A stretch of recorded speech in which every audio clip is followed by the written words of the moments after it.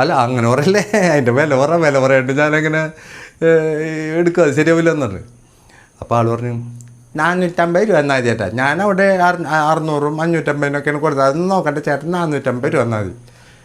അപ്പോൾ എനിക്ക് പാവം തോന്നി. പാവം ആകെ അവസ്ഥയാണ്, കാശിനൊക്കെ ഭയങ്കര ബുദ്ധിമുട്ടുള്ള ആളാണെന്നുള്ളത് കാണുമ്പോൾ തന്നെ നമുക്കറിയാം. അപ്പോൾ ഞാൻ വേഗം എന്നാൽ എടുത്തോളാൻ പറഞ്ഞ് 450 രൂപ കൊടുത്തത് മേടിച്ച് വീട്ടിൽ കൊണ്ടുപോയി. അങ്ങനെ പിന്നെ കുറച്ച് ദിവസം കഴിഞ്ഞപ്പോൾ ഇയാൾ വീണ്ടും വന്നിട്ട് ചേട്ടാ ഞാൻ വേണ.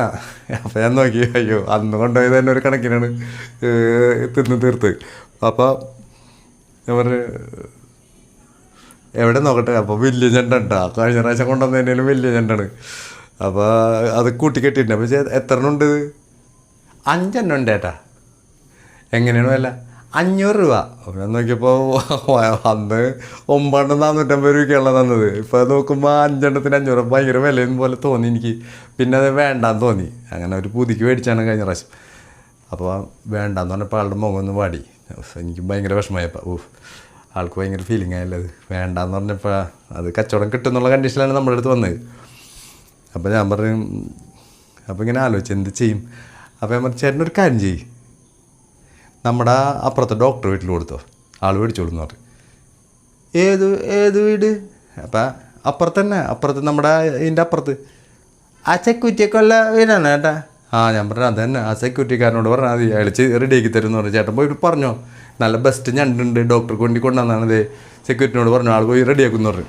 അങ്ങനെ ആളെ വിട്ട് ഞാൻ എൻ്റെ പണി ഇങ്ങനെ തുടർന്നുകൊണ്ടിരിക്കുകയായിരുന്നു. കുറേ കഴിഞ്ഞ് ഒരു മെമ്മോളും എൻ്റെ വാച്ച് ഞാനിങ്ങനെ ശരിയായിക്കൊണ്ടിരിക്കുകയാണ്. അപ്പോൾ ഇയാൾ സൈഡിൽ കൂടി വന്നിട്ട് ചോദിക്കണേ, ചേട്ടാ ചായ കുടിക്കാം?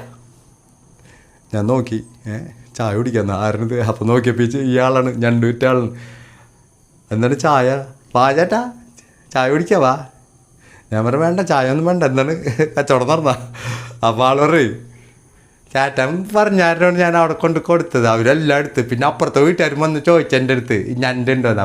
അപ്പോഴേക്കും ഞാൻ പറഞ്ഞ കാശിന് എല്ലാം കൊടുത്തു ചേട്ടൻ പറഞ്ഞാരോണ് ആ കച്ചവടം നടന്നത്. വാ ചേട്ടാ നമുക്ക് ചായ കുടിച്ചിട്ട് തരാമെന്ന്. അയ്യോ ചായ ഒന്നും വേണ്ട, സന്തോഷം, നിങ്ങളുടെ കച്ചവടം നടന്നല്ലോ, സന്തോഷം, പിന്നെ കാണാം, ഓക്കെ ടാറ്റ ബൈ ബൈ എന്ന് പറഞ്ഞ് ആളൊരു കണക്കിന് പറഞ്ഞയച്ച്. അപ്പോൾ നമ്മുടെ ഒരു ചെറിയ വാക്ക്, ആ ഒരു ചെറിയ വാക്കുകൊണ്ട് ആൾക്ക് വലിയൊരു ഗുണമുണ്ടായി.